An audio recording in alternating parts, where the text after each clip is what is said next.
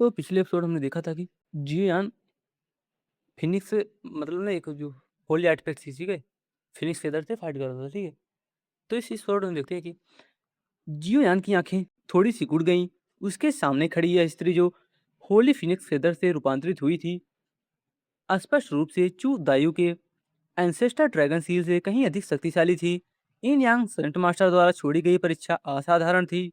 चलो मैं देखना चाहता हूँ कि तुम वास्तव में कितने मजबूत हो। एक गहरी सांस लेते हुए जियोयान की आंखों में दृढ़ संकल्प झलक रहा था। अनगिनत कठिनाइयों का सामना करते हुए इस मुकाम तक पहुंचने के बाद उसके पास हार मानने का कोई कारण नहीं था। उसने एक कदम आगे बढ़ाया और उल्का पिंड की तरह ऊपर की ओर उछला और उस ऊंची और शक्तिशाली क्वीन लाइक फिगर पर जा गिरा। वार किंग स्पीयर। हमें जियांग्यू का सीन दिखाया जाता है जहां पर जियांग्यू ने दूर से आते हुए गोल्डन आर्मर्ड वॉरियर को देखा और धीमी आवाज में बोला। गोल्डन आर्मर्ड वॉरियर के पीछे एक ऐसा स्फीयर था जो मानो यूनिवर्स को भेज सकता था, और ऐसा प्रतीत होता था मानो वह स्पीयर एंशियंट एरा से आया हो और उसमें प्रचंड शक्ति का विशाल और राजसी आभास व्याप्त था। इस आभास से उसके शरीर का रक्त संपादित स्पंदित हो रहा था। उसने इस स्पीयर को झान वुयान के पास कई बार देखा था। हालांकि उसने कभी असली हथियार नहीं देखा था, लेकिन उससे निकलने वाली ऑरा बिल्कुल वैसे ही थी। एक्सप्लोजन। गोल्डन आर्मर्ड वॉरियर ने स्पेस में प्रचंड प्रचंड गति पकड़ी और बाघ या भेड़िया की तरह जियांगियो की ओर अग्रसर हुआ। उसकी एनर्जी ने स्पेस की परतों को चकनाचूर कर दिया और हर जगह स्पेटियल स्पेशियल टर्बुलेंस फैल गई जो जियांग्यू पर लगातार प्रहार कर रही थी। जियांग्यू की आंखों में एक ठंडी चमक कौंधी और बिना किसी संकोच के उसने हमले का डटकर सामना किया। उसकी विशाल ऑरा लगभग प्रत्यक्ष थी जो पल भर में लगभग 100 गुना तक बढ़ गई। स्पेशियल टर्बुलेंस के भी उसने एक ऐसा प्रहार किया जिससे वायर्ड ध्वस्त हो गया। क्या संयोग है, जो हमारे हाथों में है वह हेवनली सील है और जो हमारे सामने है वह भी हेवनली सील है। थर्ड प्रिंस ने व्यंग किया। उ- उनके सिर के ऊपर स्थित तेजस्वी सील चारों दिशाओं में तेजी से चमक रही थी और हजारों होली रिलिक्स स्वराज नीचे उतरकर उन्हें अपनी चपेट में ले रही थी। वेन लियांग उनके साथ ही खड़ा रहा, कभी उनका साथ नहीं छोड़ा। एंशियंट इंपीरियल वेपन को होली आर्टिफैक्ट कहा जाता है। इन यांग संत मास्टर ने इसे अलग करते समय क्या सोचा होगा। वेन यांग का चेहरा गंभीर था। उसके सामने भूरे रंग का चोला पहने लंबे काले बालों वाला एक बूढ़ा व्यक्ति खड़ा था। बूढ़े व्यक्ति का चेहरा पतला और आंखें धुंधली थी, लेकिन उससे निकलने वाली ऑरा ने उन दोनों को लापरवाह होने की हिम्मत नहीं करने दी। यह बहुत सरल है। इन यांग सेंट मास्टर की विधियों से भी 12 होली रिलिक्स को एक साथ एकत्रित करना संभव नहीं है। 12 लोगों के लिए इसे अंतिम परीक्षा बनाने का यही एकमात्र तरीका है। थर्ड प्रिंस ने गहरी आवाज में बात की। उनकी आंखें चारों ओर घूम रही थी। हेमन रेडियन सील के कारण वह और वेन लियांग एक साथ ही स्पेशियल ब्लैक होल में प्रवेश कर सकते थे, जिससे निसंदेह उन्हें दूसरों की तुलना में अधिक सफलता मिलने की संभावना थी। यह सुनकर विन लियांग ने हल्के से सिर हिलाया और कुछ नहीं कहा। पिछली आइलैंड पर कुल 4 स्थान थे। इन यांग सेंट मास्टर ने उन 4 आइलैंड में से एक में कुछ छोड़ा था, और यह संभव है कि किसी और ने उसे प्राप्त कर लिया हो। थर्ड प्रिंस का चेहरा गुस्से से लाल हो गया और उसने गुस्से में दांत पीस लिए। फिर उसने ठंडी सी सांस ली और अपने सामने खड़े ग्रे रोब्ड ओल्ड मैन को देखा। उसकी आंखों में किली इंटेंट का भाव उमड़ रहा था। एंसेस्टर, क्या यह होली रेलिक स्टार डोमेन का मून स्काई ब्रश है? जब जुआन कियान कुई ने सफेद वस्त्र पहने एक महिला को अफरा तफरी के बीच भीड़ से निकलते देखा तो उसकी भौहें थोड़ी तन गई। उसने उसके पीछे एक विशाल उल्फ के बालों से बना इंक ब्रश देखा जो मानो अंधेरे वाइड में एक घातक आभा बिखेर रहा था, जिससे लोगों को एक अत्यंत भयावह अनुभूत हो रही थी। अच्छा। उसके बगल में जुआन चेंग सांग गहरी आवाज में बोला। उसकी पीठ पर अब भी एंशियंट फैन था। होली रेलिक के कारण ही वह और जुआन कियान कोई एक साथ यहाँ आ सके। जिस व्यक्ति से हमारी पहली मुलाकात हुई थी, झोउ गुइयो, वह स्टार डोमेन से होना चाहिए। वह व्यक्ति इतना बुद्धिमान था कि उसने अपनी पहल पर आत्मसमर्पण कर दिया। जुआन कियानकुई ने हल्की सी मुस्कान दी। वह अपने सामने मौजूद मून हेवन ब्रश को लेकर ज्यादा चिंतित नहीं था। वह झान वुयान का मुकाबला भी नहीं कर पाएगा। से जुआन चेंग सान ने गंभीर स्वर में कहा और अपनी पीठ के पीछे से एंशियंट फैन निकाला। वह जोश से भरे भरा हुआ लग रहा था और बोला, यह अंतिम परीक्षा है। अंत में जो भी बचेगा वह निश्चित रूप से हमारे जुआनलान डायनेस्टी का होगा। धिक्कार है, मैं इस चीज के सामने कैसे आ गया। झान वुयान का चेहरा पीला पड़ गया था। उसके सामने एक बूढ़ा व्यक्ति खड़ा था, इसमें अलौकिक गरिमा झलक रही थी। बूढ़े व्यक्ति के पीछे एक ऐसा स्क्रिप्चर था जो मानो हेमंड एंड अर्थ के सभी पहलुओं को समाहित करता हुआ प्रतीत हो रहा था। वह इस स्क्रिप्चर से भली भांति परिचित था। यह मिंग यांग डिवाइन रीलम का होली स्क्रिप्चर ताइसी डायग्राम था। गड़गड़ाहट उस अराजक वाइड में जियांगयू भावहीन होकर खड़ा था। उसके हर प्रहार से उसके सामने खड़ा गोल्डन आर्मर्ड वॉरियर कांप रहा था। जियांगयू के निरंतर हमलों के कारण वह व्यक्ति बार बार पीछे हटने को विवश था। हालांकि उसके पीछे लगा हर्लबर्ड लगातार गूंज रहा था, लेकिन जियांगयू पर उसका कोई प्रभाव नहीं पड़ रहा था। मैं बैटल के लिए ही पैदा हुआ हूँ। तुम्हें क्या लगता है कि तुम मुझे एक तुच्छ होली ऑरा के मात्र प्रभाव से झुका सकते हो? जियांगयू की आभा और भी अधिक बढ़ गई और अधिक चालों का उपयोग किए बिना उसने केवल अपनी शारीरिक शक्ति पर भरोसा करते हुए गोल्डन आर्मर्ड वॉरियर को रोक दिया। उसकी आभा में कमी के कोई संकेत नहीं दिखाई दिए। झान मांझी के साथ उसकी बराबरी की टक्कर का कारण न केवल उसकी असाधारण शक्ति थी, बल्कि हार्वर्ड मास्टरी भी थी। बैटल डोमेन में वह झान वुयान से कई बार लड़ चुका था और हार्वर्ड की शक्ति पर झान मांझी मतलब झान वुयान है, ठीक है, कंफ्यूज मत होना। हार्वर्ड की शक्ति पर पूरी तरह महारत हासिल कर चुका था। वार स्ट्रेटजी टेक्निक पर में हजारों चालों का ज्ञान था, इसलिए गोल्डन आर्मर्ड वॉरियर का सामना करते समय उसे हर तरह से पूर्ण लाभ प्राप्त था। हालांकि वार किंग हार्वर्ड में थकान का कोई संकेत नहीं था। गोल्डन आर्मर वॉरियर के पीछे हार्वर्ड लगातार गूंज रहा था, जियांगयू के लगभग प्रत्यक्ष घातक इरादे को भांपते हुए। वार किंग हार्वर्ड एक रक्त पिपासु डेमन इंटिटी की तरह हो गया और उसकी ऑरा और भी अधिक फैल गई। इस कायोटिक वाइड में दोनों पक्ष लाइफ एंड डेथ के संघर्ष में उलझ गए थे और हमें वहीं दूसरी तरफ का सीन दिखाया जाता है, जहां पर होली रेलिक औरा से निर्मित वांग की वार किंग स्पीयर जो उसके पास था, झान उयान के पास, ठीक है, वाइट को भेदते हुए सीधे बूढ़े व्यक्ति की छाती की ओर बढ़ा। ये बूढ़ा व्यक्ति मतलब वो है जो मतलब कि मिंग यान डिवाइन डोमेन के का होली आर्टिफैक्ट है, ठीक है। भाले की धार पहुंचने से पहले ही एक गर्जना के साथ एक लंबा स्क्रोल खुल गया और स्क्रोल से हजारों चित्र उभरे, जिन्होंने आसानी से झान उयान के भयंकर हमलों को रोक दिया। धत तेरी की, झान उयान का चेहरा उदास था और उसने गुस्से में अपना स्पीयर पीछे खींच लिया। हालांकि वार्किंग स्पीयर बैटल डोमेन की एक होली आर्टिफैक्ट थी, फिर भी वह इसे हथियार के रूप में इस्तेमाल करने के लिए उपयुक्त नहीं था।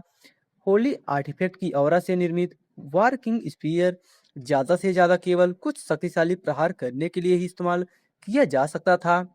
वाइट बालों और भौहों वाले उस ओल्ड मैन ने अपने लाभ का फायदा उठाने की कोशिश नहीं की। उसने झान उयान को उदासीन निगाहों से देखा, मानो वह उस जागीरदार के बेटे को तुच्छ समझता हो। तुम में ऐसी क्या खास बात है? तुम तो बिल्कुल ही अनोखे नहीं हो। ताइसी तू की अवहेलना को भापते हुए जान उयान क्रोधित हो उठा और मन ही मन जुइये को कोसने लगा। मिंग यान डिवाइन रिलम की यह होली आर्टिफैक्ट हालांकि कई होली आर्टिफैक्ट में आक्रामक शक्ति के मामले में शीर्ष स्तर पर नहीं थी, लेकिन इसमें अद्वितीय डिफेंसिव कैपेबिलिटी थी जो उसे चिढ़ाने के लिए काफी थी। फिर हमें जीवयान का सीन दिखाया जाता है, जहां पर एक फिनिक्स ने दहाड़ लगाई और मानो स्काई से काली लपटों की लकीरें उठी, जिससे यह व्हाइट आग के सागर में बदल गया। यह आग एम्पर फ्लेम नहीं थी, लेकिन यह एक होली आर्टिफैक्ट द्वारा उत्पन्न की गई थी और इसमें अभी भी भयानक शक्ति थी। जियोयान फ्लेम के सीमे था और वह गिरती हुई लपटों से बचता रहा। उसका दिमाग तेजी से चल रहा था। फ्लेम को भेदने का तरीका सोचने की कोशिश कर रहा था। युआन रोंग भी इसी क्षण जाग उठा। स्काई में विशाल फिनिक्स को देखकर वह भय से चीख उठा और कांपते हुए जियोयान के कपड़ों में सिमट गया और हिलने की हिम्मत भी नहीं कर पा रहा था। पुकारना फ्लेम के सागर के बीच नाखून के आकार के अनगिनत काले फिनिक्स अचानक प्रकट हुए और जियोयान की ओर ऐसे टूट पड़े जैसे कई इंसेक्ट्स उसकी हड्डियों से चिपके हों। इसी बीच स्काई में मौजूद विशाल फिनिक्स ने भी अपनी गर्दन लंबी की और एक लंबी चीख निकाली। उसके शानदार फिनिक्स विंग्स तलवारों की तरह निकले जो हेवन एंड अर्थ को चीर सकते थे, और उनमें होली आर्टिफैक्ट की ऑरा समाई हुई थी जो सीधे जियोयान की ओर लक्षित थी। क्लैंग जियोयान स्काई में उड़ गया। उसके पीछे बना इनयांग डायग्राम वाइड को चीरता हुआ आगे बढ़ा। इनयांग मिक्स्ड प्रिमोडियल एनर्जी का प्रत्येक कण लगभग ठोस हो गया था, जिससे नीचे फ्लेम के में हजारों छोटे ब्लैक फिनिक्स फेदर्स बिखर गए। वाइट से उसकी ओर आते हुए चमकदार फिनिक्स फेदर्स को देखकर जियोयान की आंखें ठंडी पड़ गई। उसके शरीर के भीतर की विशाल प्रिमोडियल एनर्जी एक जगह केंद्रित हो गई और उसके पीछे बना इन यांग डायग्राम गड़गड़ाहट के साथ ऊपर की ओर उठा, और black and white primordial energy ने सभी फिनिक्स फेदर्स को अपने भीतर संभाल लिया।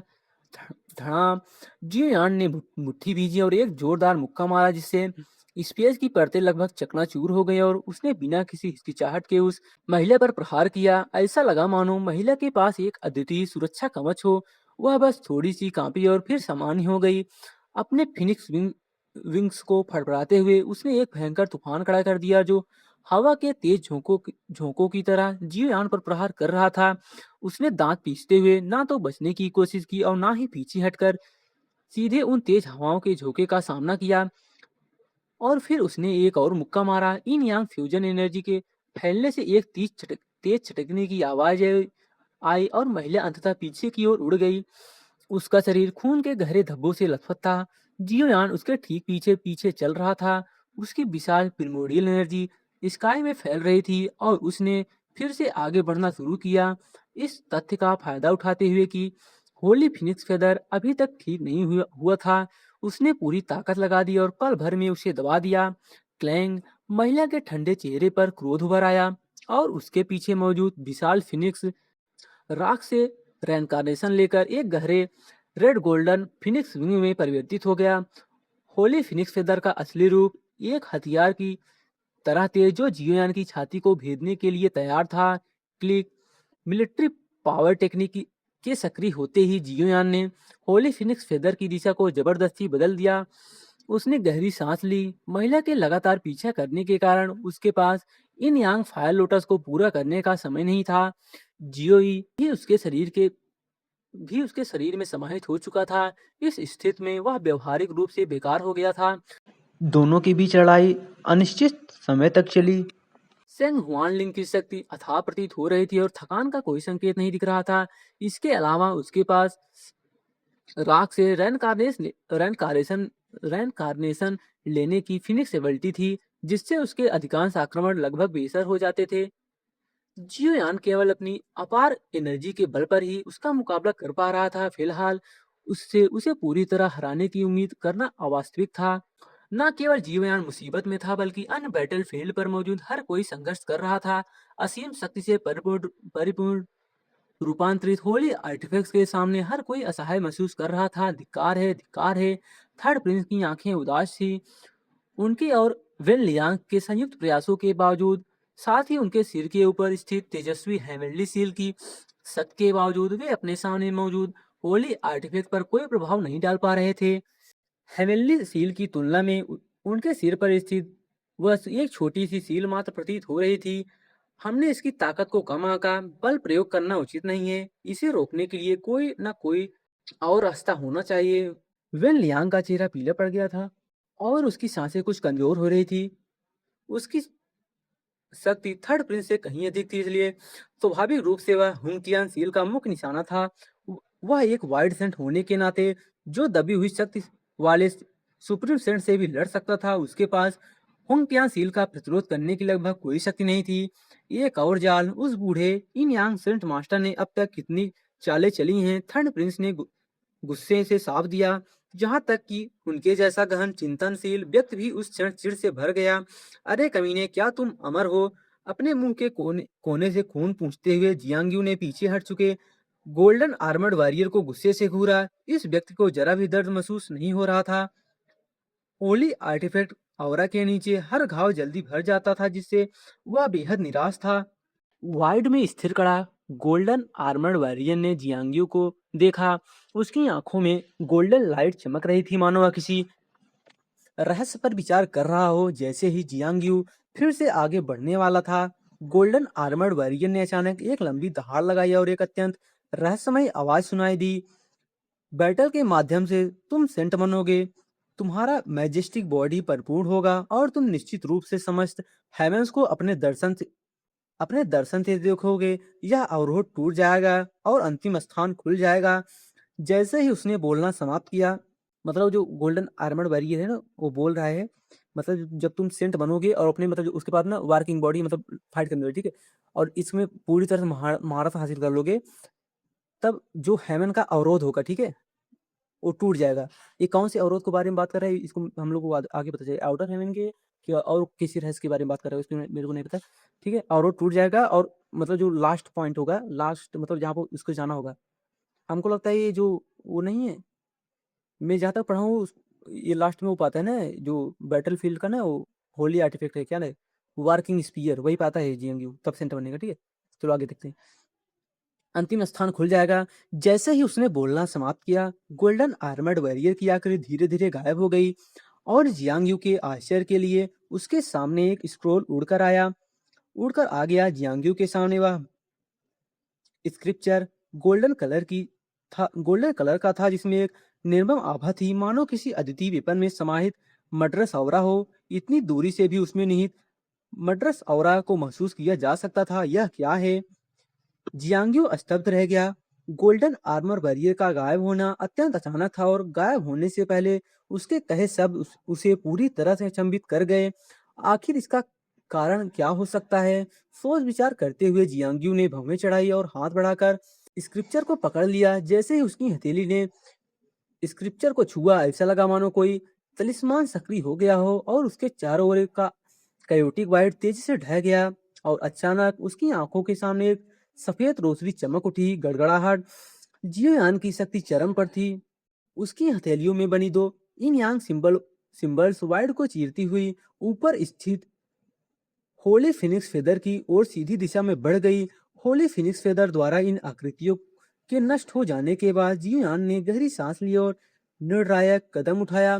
उसके शरीर में शेष 5 एम्परल फ्लेम्स धीरे धीरे ऊपर उठने लगी और सेल वो कार्मिक फायर पर अपना नियंत्रण समाप्त कर दिया।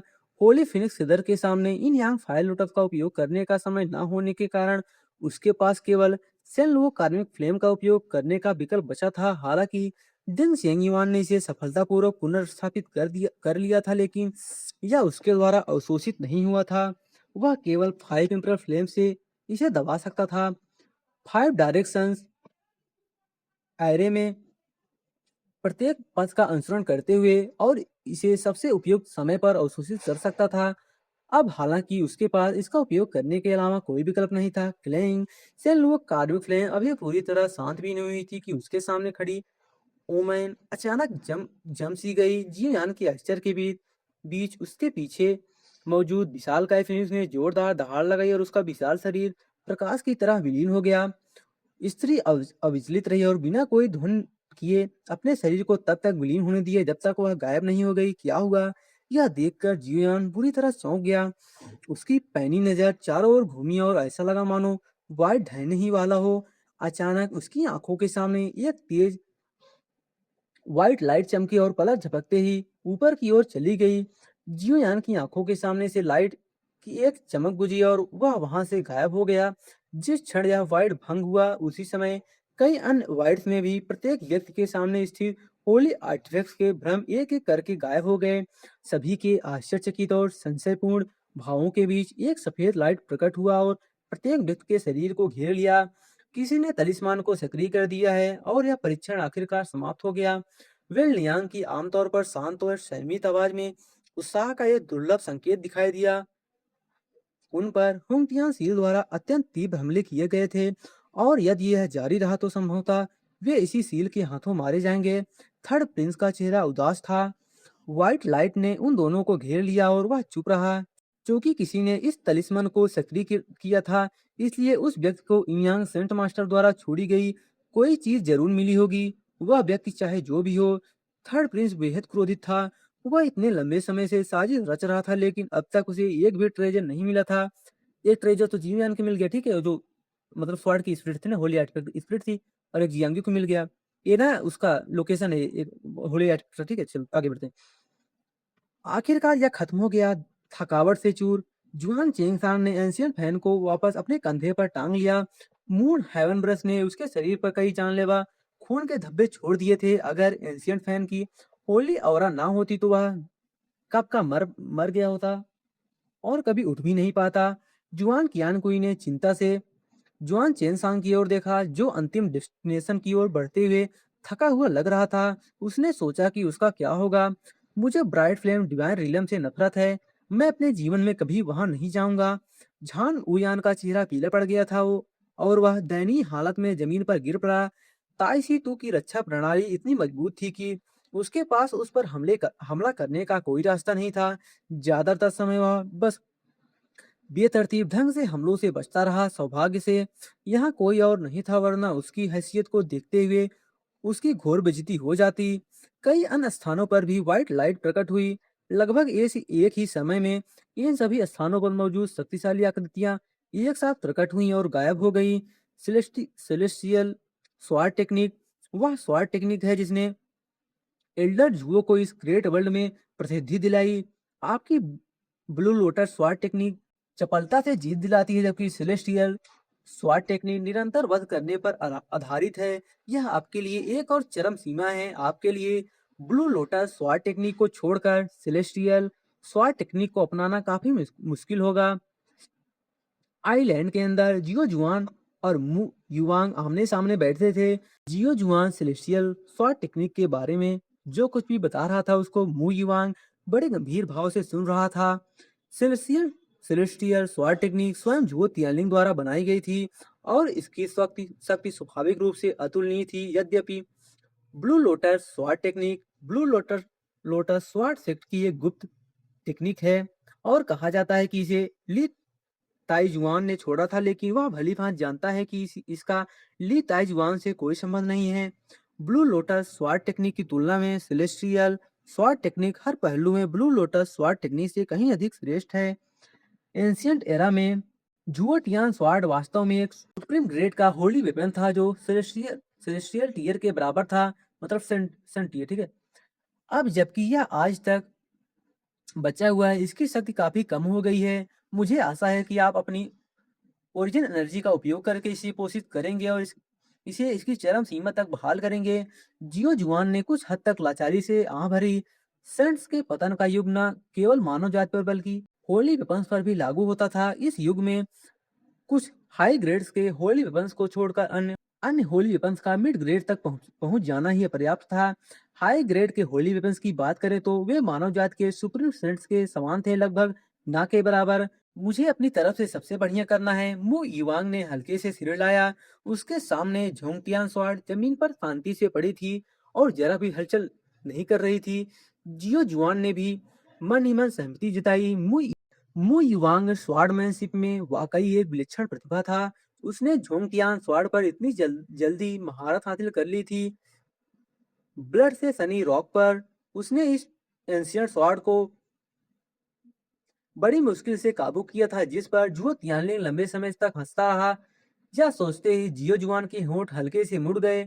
उसे जुओ तियानलिंग की डेथ पर बहुत अफसोस हुआ, जो ग्रेट वर्ल्ड में उसका पहला ग्रेट वर्ल्ड में उसका पहला मुलाकात का फल था, और वह व्यक्ति जिसकी वह सबसे ज्यादा तारीफ करता था। बूम!